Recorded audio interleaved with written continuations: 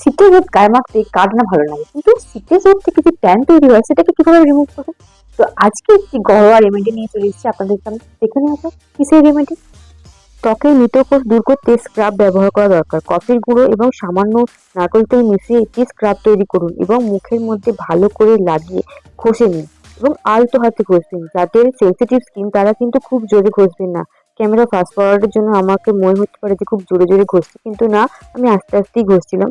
এবং যাদের sensitive skin তারা খুবই আলতোভাবে ঘষবেন এবং হয়ে গেলে জল দিয়ে ভালো করে মুখটাকে ধুয়ে নেবেন। সপ্তাহে 2 থেকে 3 বার যদি এই স্ক্রাবটি আপনারা ব্যবহার করে থাকেন তো দেখতে পাবেন আমরা ইনস্ট্যান্ট আপনাদের ট্যান উঠে যাবে। তো আমি দেখতেই পাচ্ছেন আপনাদের সামনেই আমি আমার স্কিনটাকে পরিষ্কার করছি। তো ইনস্ট্যান্ট যে ট্যানটা আমার যে স্কিনের মধ্যে ছিল তো সেটা সবই দেখতে পাচ্ছেন যে উঠে গেছে। তো এবং স্কিনটা কতটা আমার হাইড্রেটেড এবং নরম হয়ে গেছে আমি নিজেই ফিল করতে পারছিলাম। তো আমার এই ধরনের ভিডিও তোমাদের কেমন লাগে অবশ্যই আমাকে কমেন্ট করে জানিয়ে, ভালো লাগলে অবশ্যই